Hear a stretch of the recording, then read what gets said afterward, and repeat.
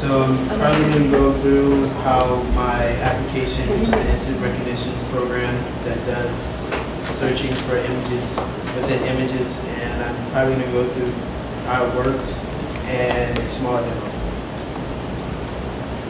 So yeah, I actually renamed the project to Mirage API, so that's the new name in the GitHub folder. So what it does is it searches for images within another image. So unlike, let's say, Google reverse image search that searches for one image and searches for exact copies, instead it searches for an image within an image or multiple images within an image, and then give you a recognition of what those images are and the position and the orientation. So it goes through a few steps. One is the extraction. So what makes like the one I'm making different from, let's say, Kuba or a few other ones is that I'm using binary extractors, which are 4 times smaller or faster. And I think Freak, which is the one I'm using for this project, came out I think a year ago. It's fairly new that people have been using binary feature extractors. So first, it actually matches the image by taking out the features, which are like individual pieces of an image that are unique to that image, and it places it in storage. And for this one, it uses hash tables instead of k-means for the matching. And then it cuts it out. So this is just a picture of it recognizing the initial image, and then it cuts it out and warps it, and then matches it into the database. So what I finished this summer was the HTML form for it. So anyone can go to it, create their own database, and use it to search it. Right now I'm working on the API documents, but those should be finished probably this week, so anyone that wants to use it can. And a few of the things I want to improve on for the rest of the summer and probably the fall semester is adding better documentation. Right now I have Java docs for the engine part. And for the API, I have like just HTML API documents. And I also want to have a better matching for skewed images. So in the demo, I'll show you that sometimes if the image is too skewed, it doesn't recognize it at first. But if it's slightly skewed, it's okay. Or if it's straight on, it doesn't 100% perfectly. And I also want to start working on the object categorization or auto tagging engine for the fall, which is basically tagging or semantically tagging images based on object classification and things. But first, I want to go through the picture. So here's a gallery or a database of images. They each have like data attached to them. So yeah, various buckets. And let's say if I want to search for this image, just add it in, start.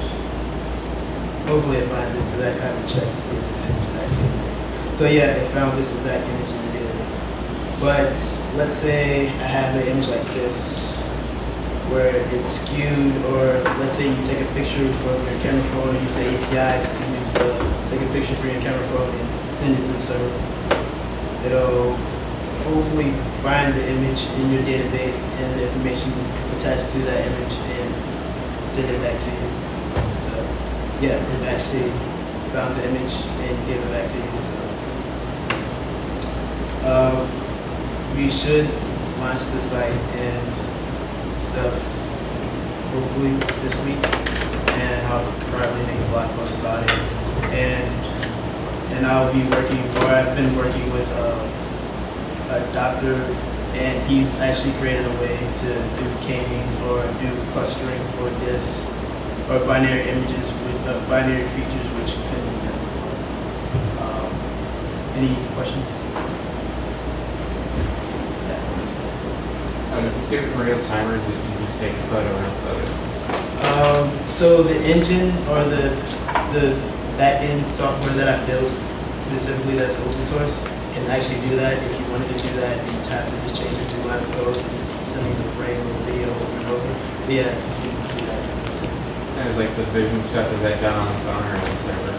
It actually, like, the way I made the engine is that you can put it on an Android. I actually did test it locally on Android, and it actually runs really, really quickly on Android. But this one's running on the server, so you can do it on either. Okay. It's built with a combination of Java and C++. Any more questions? What happens with really simple images? Is it fine question how those images? For right now, just find specifically the image matches. It actually does like very vague images, like if it was like the Nike logo. If it doesn't have a lot of images in your database, it probably does a really good job with that. The other categorization software that I'm going to work on before I would probably do that better. What happens with whole train matches? Like if you had a picture of your last one, but with another movie poster or something in the last one, we'll find both of them? Yeah, so the engine will find them, but I didn't write the demo, so it does that, so it'll just find the first one. What about unproportional images? Like, what if you have an image that's slipped out on the table? And like it's like going, it's three-dimensional image, so it's like it's moved out. It's unproportional to the one in your database. Like, the features are going to be a little bit different. Is it still going to pick them up? Is it measuring the distance between features, or is it just comparing?